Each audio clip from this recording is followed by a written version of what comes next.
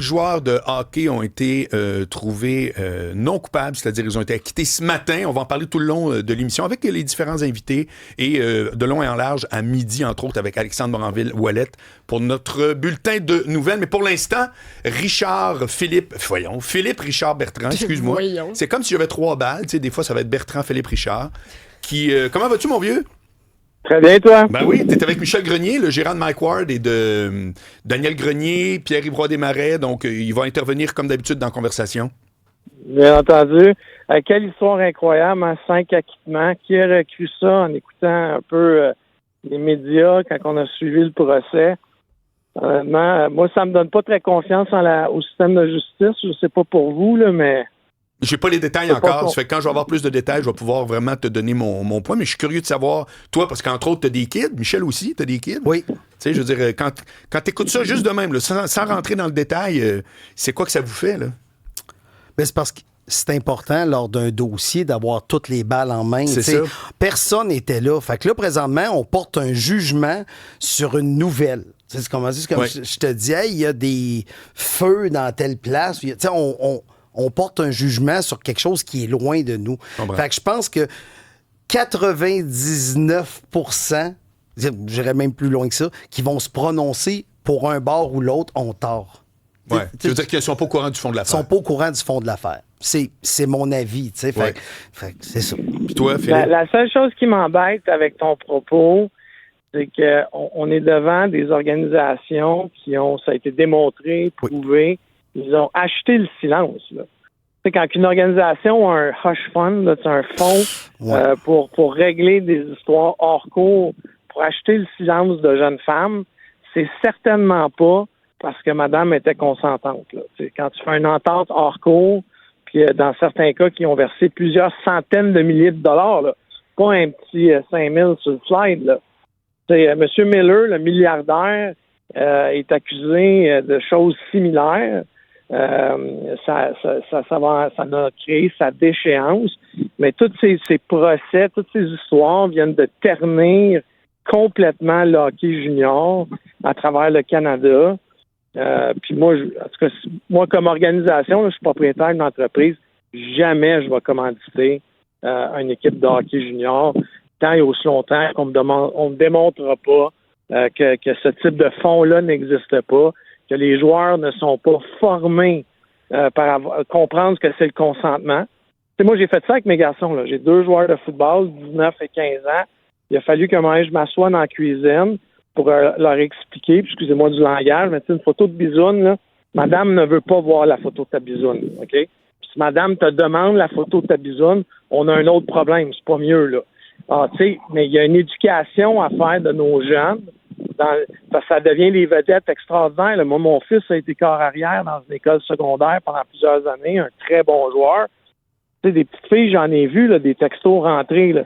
Il a fallu que je l'éduque. Il y a une part des parents aussi là-dedans d'éduquer. Il faut éduquer nos jeunes.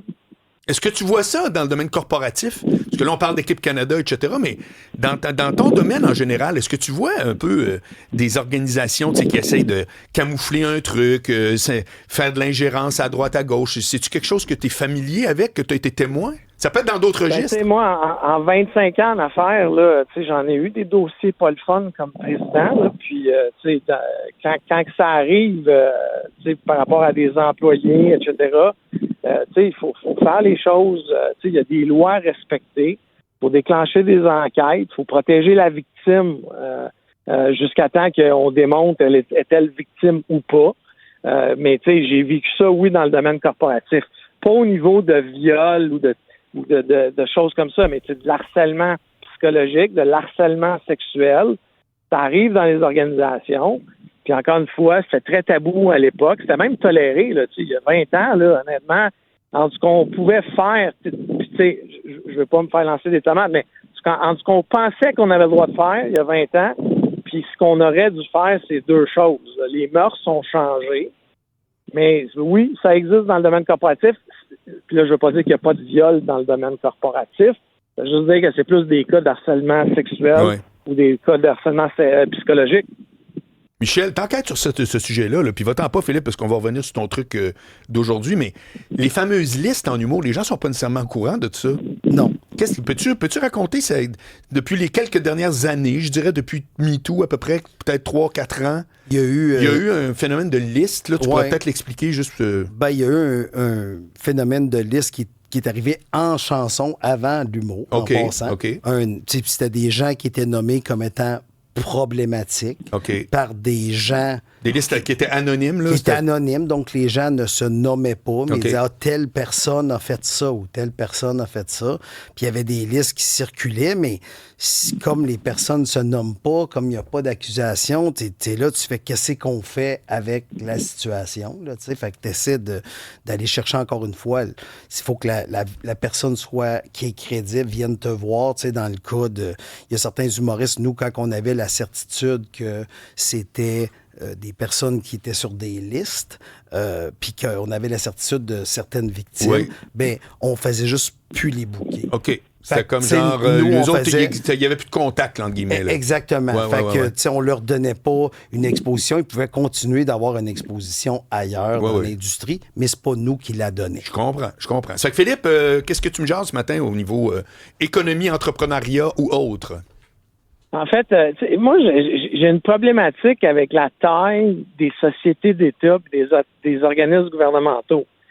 Tu sais, quand on est rendu qu'il y a 2000, il y a un article dans le Journal de Montréal qui démontre qu'il y a 2300 consultants chez Hydro-Québec. Quand tu totalises tous les employés là, externes, temporaires, professionnels, on est rendu avec Hydro-Québec qui a plus de 40 000 employés. Alors, la Société d'État Hydro-Québec a 40 000 personnes. Puis quand tu compares ça à BC Hydro, à d'autres sociétés d'État dans d'autres provinces, bizarrement, le Québec a toujours énormément plus de gens. Puis c'est un phénomène culturel, Marc, parce que quand René Lévesque est arrivé au pouvoir, René Lévesque, la première chose qu'il a faite, c'est de s'assurer qu'on donne une chance équitable aux francophones de la province, qui était tout à fait louable, dans le sens où on voulait un peu bouger l'aiguille puis s'assurer que les Québécois francophones aient des opportunités au même titre que les anglophones. Sauf que là, on est 50 ans plus tard, puis, Revenu Québec a 12 500 employés. Pensez, là, 12 500 employés chez Revenu Québec. C'est du stock en tabac. On est la seule province qui a ça. Après ça, pense à Investissement Québec. Investissement Québec, 1300 employés, pour 10 fois moins d'actifs sous gestion qu'une autre compagnie à l'étranger. C'est BlackRock a 10 fois plus d'actifs, puis a 3 fois moins d'employés. OK. Mais je peux tout te nommer, la Société des alcools. Pourtant, le gouvernement Legault nous avait promis, si tu te rappelles, il y a 8 ans, qu'on allait sabrer dans les employés de l'État. Et c'est pas ça qui s'est créé. Il y a eu, sur les 240 quelques mille emplois que le gouvernement Legault a créés en 8 ans, 7 ans, il y en a 160 000 qui ont été créés dans l'appareil gouvernemental. Alors, tu sais, ça n'a aucun sens, là. En d'autres mots, on engraisse. Tu sais, les chiffres de l'économie du gouvernement Legault démontrent que pour garder du monde en emploi, on a grossi l'État d'une façon stratosphérique. Et puis, honnêtement, je ne sais pas pour vous, mais, tu sais, moi, je suis à Edmonton en ce moment, je vous parle d'Edmonton. Edmonton, la taxe de vente est de 5 OK? Pas 15, 5. L'impôt, cumulé total est maximum 35 au lieu de 52. OK? Ton permis de conduire coûte 100$ pour 5 ans. Puis eux, ils n'ont pas SAQ Clic, là. À un moment donné, qu'est-ce qui fait au Québec que le modèle ne marche pas et qu'il y a besoin de plus de monde? Ben dans le cas de l'Ouest canadien, tu sais, c'est quoi la réponse à ça? C'est qu'ils faisaient, à l'époque, je sais pas encore aujourd'hui, mais ils faisaient tellement de cash avec le pétrole qu'ils ont dit, bon, on est capable de couper dans le fiscal. Parce que moi, ça me fait rire. Si tu dis on paye 70 000 % ou 1 %, ça dépend de ce que j'ai en retour. Ça m'impressionne pas le chiffre comme tel. Moins, mais qu'est-ce que t'as de moins, qu'est-ce que t'as de plus? Fait que ça, après ça, c'est une autre question, c'est un autre débat. Mais Marc, ton pouvoir d'achat comme Québécois, et moi, je le vois... Mais c'est pas le seul critère, le pouvoir d'achat. Si j'ai un super pouvoir d'achat, mais il faut que je paye pour aller à l'hôpital, il est où mon gain? Non, mais ça, c'est un faux débat. Là. En Alberta ou dans n'importe quelle province canadienne, tu ne payes pas pour aller à l'hôpital. Là. Non, je comprends, mais je te parle le principe. Mais le principe fait qu'en sorte que, tu sais, moi, je fais une semaine, je suis ici, je viens souvent en Alberta, je viens souvent en Ontario, parce que j'ai un bureau en Ontario.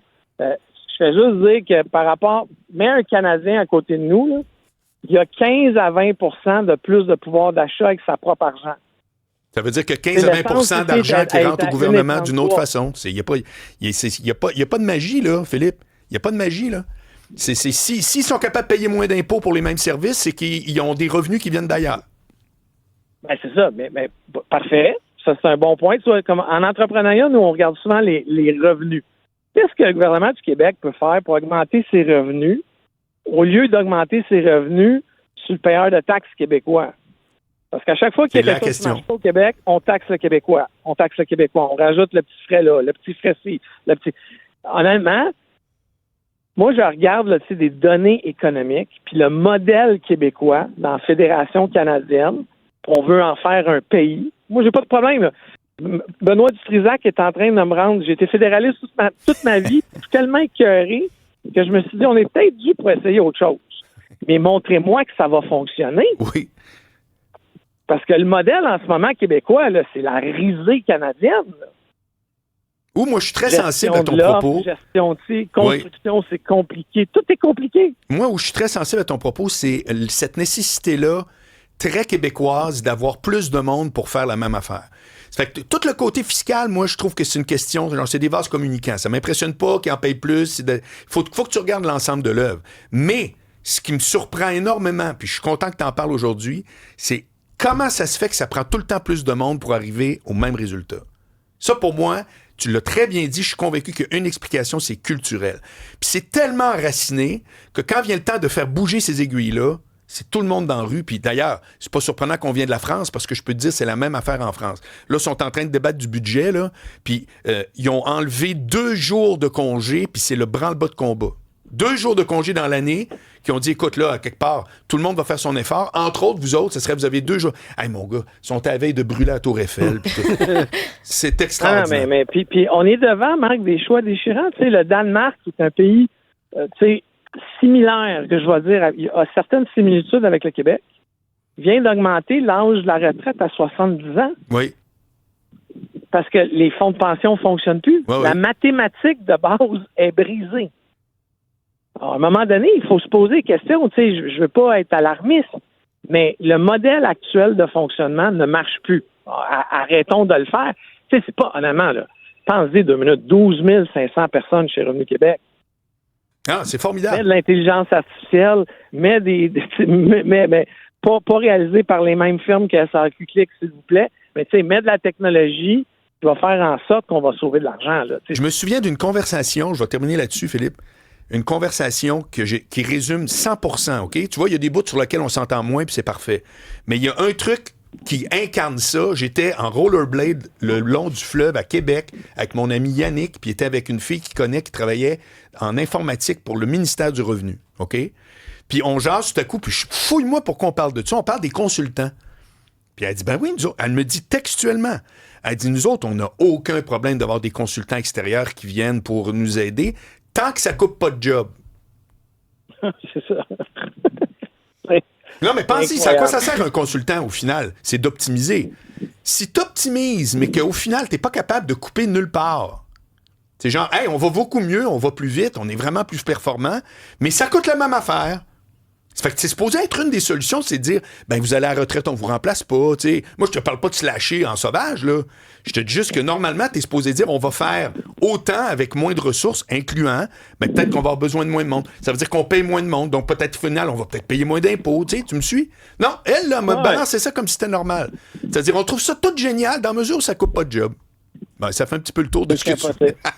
Salut, Philippe Richard Bertrand, à la prochaine. Allez, à la prochaine.